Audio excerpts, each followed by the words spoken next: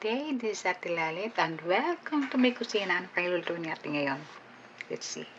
Luto po tayo ng pansit with sardines.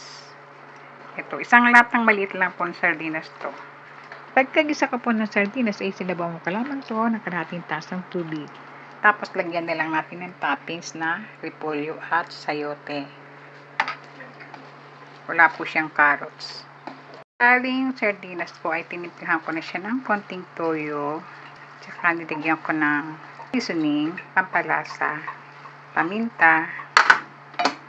Then lagyan natin siya ng konting water. Ayan. Then takpan natin. Sweet tomato sauce po ang ginamit ko. Ganito lang po kaliit. Let us see kung na-absorb na. Ang bigon nga po pala ay saglit kong ibinabad sa tubig para sa pagigisa ko ng sardinas ay malambot na siya. Nasa inyo po kung gusto niyo nang ilagay ang gulay, pero siya gagawin ko siyang toppings lang. Pero sa inyo kung gusto niyo lagyan, pwede naman natin lagyan lang. Para medyo may lasa ng konti. Kahit sardinas lang siya.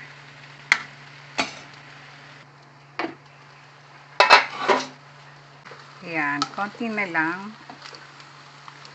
Konting absorb pa kasi medyo may sabaw pa ng konti. So, ang ginawa ko, nilagyan ko lang siya ng konting sahog nung ginisa kong gulay. Then, pagkain, gusto nyo, pagyan nyo ulit ng gulay. Pero usually, hindi talaga ito nilalagyan ng gulay. Kaya lang, kasi gusto ko may gulay. Iba talaga pag may gulay, masustansya. Ayan, okay na to. Ayan, luto na po ang ating sardines, pansit. Pansit sardines, I mean. Pagkain natin, lagyan na lang natin siya ng gulay. Ayan.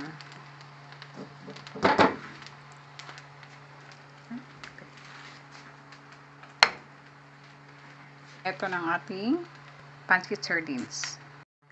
So, tikman po natin. Yan, mukhang masarap, diba? Hindi naman po mukhang masarap. Hindi, masarap talaga. Lagyan natin ng gulay sa ibabaw. Repolyo lamang po ito at sayote. Kasi gusto ko talaga maraming gulay. Pero, tulad na sabi ko, sardinas lang po dapat. Walang gulay. Kaya lang gusto ko may gulay.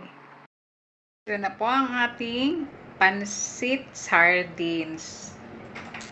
Yan. Pag magluluto kayo, huwag nyo nalagyan ng gulay. Pero nasa inyo kung gusto nyo na may gulay. Ako kasi po ay mahilig sa gulay. Kaya, nilagyan ko siya ng gulay. Tikman na natin. Merienda tayo.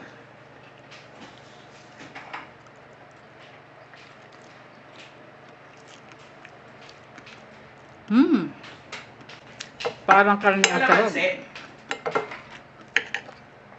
Tatanong niya kung may kalamansi daw. Walang kalamansi. Sa amin po sa Quezon, may tinatawag na pansitabhab. Hindi po kalamansi ginagamit yung kundi suka. Pero itong pansit sardines ay natutunan ko sa mother ko. Nagluluto siya ng pansit na may sardinas. Ulam namin, bata pa kami. Pero ngayong matanda na ako, ginagawa ko siyang merienda. Kain po tayo.